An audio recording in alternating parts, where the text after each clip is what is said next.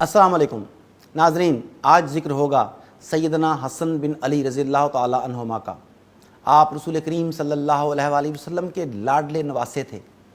آپ صلی اللہ علیہ وآلہ وسلم کے یہ نواسے سیدنا حسن بن علی رضی اللہ تعالی عنہما تاریخ کی ان چند شخصیات میں سے ایک ہیں جن کے کارنامے بہت ہیں، لیکن تعصب کے مارے کئی گروہوں نے انہیں اجاگر نہیں ہونے دیا، بلکہ بعض نے تو انہیں نعوذ باللہ برا بھلا بھی کہا، کیونکہ وہ صلح پسند شخصیت کے مالک تھے اور فساد ختم کرنے اور صلح کے لیے انہیں جتنی بھی بڑی قربانی دینا پڑتی وہ اس سے دریغ نہ کرتے۔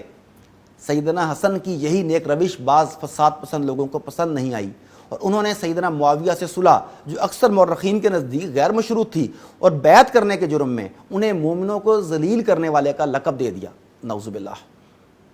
ناظرین، یہاں ایک اور بات کرتا چلوں کہ تاریخ میں بعض لوگوں نے سیدنا حسن رضی اللہ تعالیٰ عنہ کے صلح پسند کردار پر گرد ڈالنے کی کوشش کی، تو دوسرے گروہ نے سیدنا حسین رضی اللہ تعالیٰ عنہ کی مظلومیت کے بہانے سیدنا حسن کے کارناموں سے گرد جھاڑ کر اس جانب توجہ دینا مناسب نہیں سمجھا، جبکہ حقیقت یہ ہے کہ سیدنا حسن نے مسلمانوں میں صلح کروانے کے لیے اقتدار کی قربانی دے کر صحیح معنوں میں خود کو اپنے نانا رسول کریم صلی اللہ علیہ وآلہ وسلم کی تعلیمات کا علمبردار ثابت کیا۔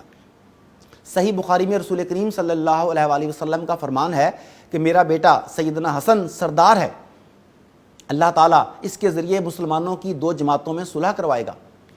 سیدنا حسن نے رسول کریم صلی اللہ علیہ وآلہ وسلم کی اس پیشین گوئی کو پورا کر کے خود کو حکومت اور اقتدار سے بہت بلند کر کے رسول کریم کا سچا جانثار ثابت کیا۔ سیدنا حسن رضی اللہ تعالیٰ عنہ شکل و شباہت میں بھی رسول کریم صلی اللہ علیہ وآلہ وسلم سے مشابہت رکھتے تھے۔ صحیح بخاری میں سیدنا انس سے روایت ہے کہ سیدنا حسن رسول کریم صلی اللہ علیہ وآلہ وسلم سے بہت مشابہت رکھتے تھے۔ سیدنا حسن مرد میدان بھی تھے۔ آپ سیدنا ابو بکر اور سیدنا عمر رضی اللہ تعالیٰ عنہم کے ادوار میں کم عمر تھے، اس لیے ان ادوار میں انہوں نے کسی جہادی سرگرمی میں حصہ نہیں لیا، لیکن سیدنا عثمان کے دور میں وہ جوانی کی عمر کو پہنچ چکے تھے، اس دور میں ہونے والے جہاد میں ان کی شمولیت کا کئی مورخین نے ذکر کیا ہے۔ ریاض النفوس کی جلد اول میں موجود ہے کہ سیدنا حسن دیگر صحابہ کرام کے ساتھ شامل تھے۔ مزید یہ کہ سیدنا عثمان کے دور میں جتنے جہادی مارکے ہوئے ان میں بیشتر سیدنا حسن رضی اللہ تعالیٰ عنہ کی موجودگی سے مشرف تھے، اور آپ نے ان تمام میں کارہائے نمایاں سر انجام دیے۔ ابن اسیر اور طبری کے مطابق 30 ہجری میں سیدنا عثمان رضی اللہ تعالیٰ عنہ کے دور میں سیدنا سعید بن العاص اموی رضی اللہ تعالیٰ عنہ کی ماتحتی میں سیدنا حسن طبرستان کی فوج کشی میں شامل رہے۔ خراسان، اسفرائن، نشاپور، اہواز، کرمان، سجستان کی فتوحات میں سعید بن العاص اور سعید بن عامر کی سرکردگی میں کارہائے نمایاں سر انجام دیے۔ ایران کی ان فتوحات سے پہلے سیدنا حسن سیدنا عبداللہ بن سعد بن ابی سرح کی سپہ سالاری میں بھی طرابلس کے جہاد میں داد شجاعت دے چکے تھے۔ مورخ طبری نے لکھا ہے کہ سیدنا عثمان نے عبداللہ بن سعد کی مدد کے لیے مدینہ سے جو فوج بھیجی تھی، اس میں سیدنا عبداللہ بن زبیر، سیدنا عمر بن عاص وغیرہ کے ساتھ ساتھ سیدنا حسن اور سیدنا حسین بھی شامل تھے۔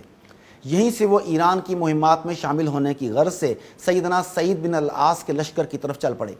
البدایہ والنہایہ میں ہے کہ سیدنا عثمان کے دور کے آخر میں جب باغیوں نے سیدنا عثمان کے گھر کا محاصرہ کیا تو سیدنا علی نے سیدنا حسن اور سیدنا حسین کو ان کے دروازے پر حفاظت کے لیے مامور کیا، اور اسی دوران باغیوں سے لڑتے ہوئے سیدنا حسن رضی اللہ تعالیٰ عنہ زخمی بھی ہوئے۔ سیدنا حسن رضی اللہ تعالیٰ عنہ شروع سے ہی نہایت ذہین، فہیم اور صلح جو طبیعت کے مالک تھے۔ آپ اپنے والد سیدنا علی رضی اللہ تعالیٰ عنہ کے بہت فرما بردار تھے۔ کئی مواقع پر ان کی سیاسی پالیسیوں سے اختلاف رکھنے کے باوجود ایک مطیع بیٹے کی حیثیت سے ان کے ساتھ رہے۔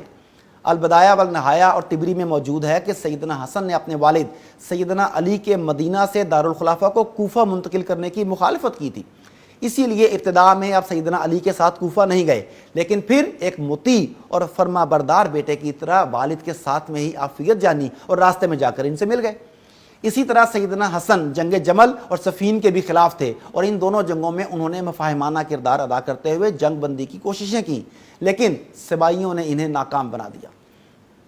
تاہم ان دونوں جنگوں کے دوران آپ نے نہایت سلجھے ہوئے کردار کا مظاہرہ کیا۔ سنن سعید بن منصور میں روایت ہے کہ سیدنا مروان کو جنگ جمل والے روز سیدنا علی سے سفارش کروا کر سیدنا حسن نے امان دلوائی تھی۔ اسی حسن سلوک سے متاثر ہو کر سیدنا مروان پھر دوبارہ کبھی سیدنا علی رضی اللہ تعالیٰ عنہ کے مقابلے پر نہیں آئے، اور اسی لیے جنگ صفین اور تحکیم میں ان کا کوئی نام اور تذکرہ نہیں ملتا۔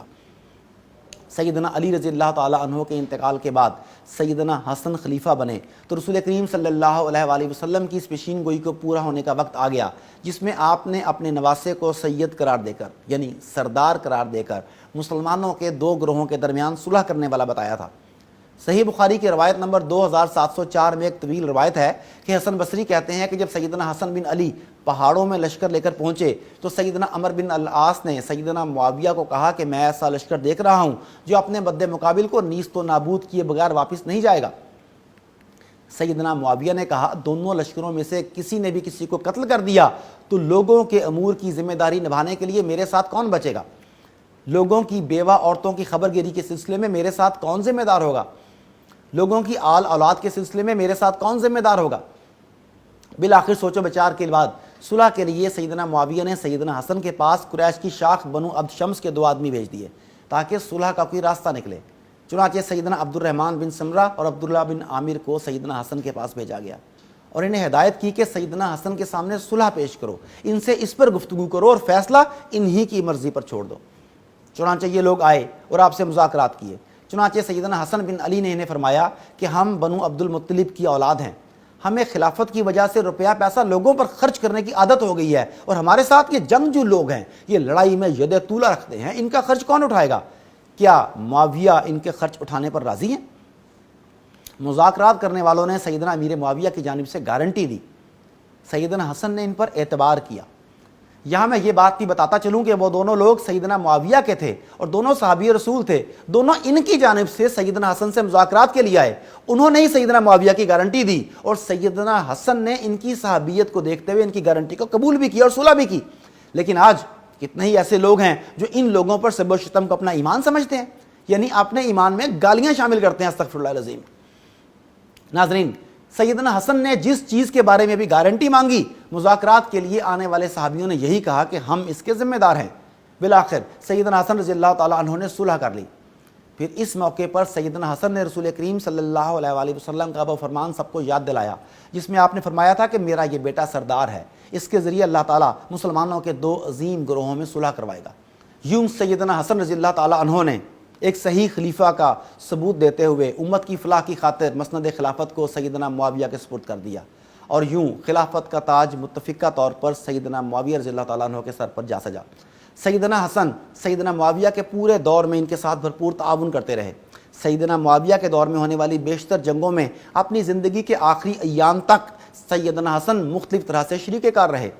علامہ ابن سمیر دمشقی اپنی کتاب البدایہ والنہایہ میں سیدنا حسن بن علی کے حالات میں لکھتے ہیں کہ سیدنا صدیق اکبر سیدنا حسن بن علی کی بے پناہ عزت اور اکرام کیا کرتے اور آپ پر فدا ہوتے۔ سیدنا عمر بن خطاب کا بھی یہی حال تھا، انہوں نے اہل بدر کے ساتھ ساتھ سیدنا حسن و حسین کے لیے بھی 5000 درہم کا وظیفہ مقرر کیا۔ جب سیدنا حسن سیدنا عثمان کی حفاظت پر مامور تھے تو سیدنا عثمان کو ان کی جان کا خطرہ محسوس ہوا، انہوں نے سیدنا حسن کو قسم دے کر واپس سیدنا علی کے پاس بھیج دیا۔ سیدنا علی بھی سیدنا حسن کا بہت اکرام کرتے تھے اور آپ کی تقریر سے بے حد متاثر تھے۔ سیدنا عبداللہ بن عباس سیدنا حسن کا اتنا اکرام کیا کرتے کہ جب وہ سواری پر سوار ہوتے تو ان کی رکاب پکڑنے کو خود کے لیے باعث فخر سمجھتے۔ سیدنا عبداللہ بن زبیر فرمایا کرتے تھے کہ ماؤں نے حسن بن علی جیسا بچہ نہیں جانا۔ سیدنا معاویہ بھی آپ کا بے حد اکرام کیا کرتے، آپ کو ہر سال 4 لاکھ درہم وظیفہ دیتے اور ایک دفعہ ایک ساتھ 20 لاکھ درہم کا وظیفہ دیا۔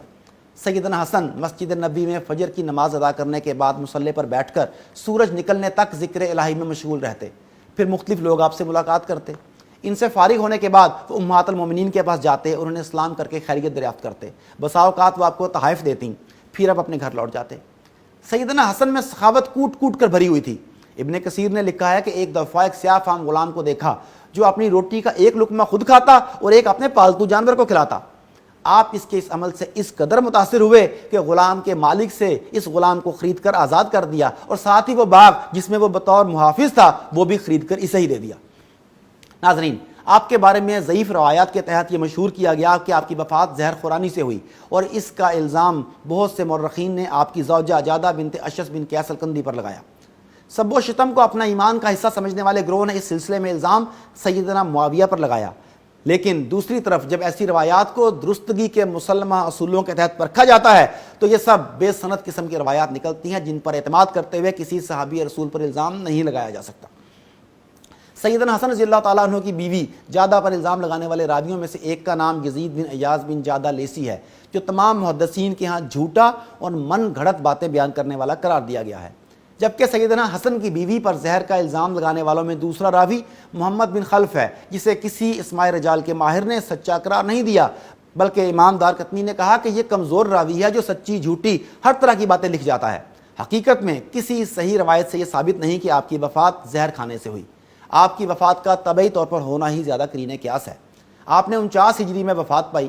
مستدرک حاکم کی روایت کے مطابق آپ کا جنازہ سیدنا معاویہ کے مقرر کردہ مدینہ کے گورنر سیدنا سعید بن العاص اموی نے پڑھایا اور آپ کی تجہیز و تکفین میں ساتھ رہے۔ اللہ تعالیٰ آپ کی قبر پر کروڑوں رحمت نازل فرمائے۔ آج کے لیے اتنا ہی، اگلی ویڈیو تک کے لیے اجازت۔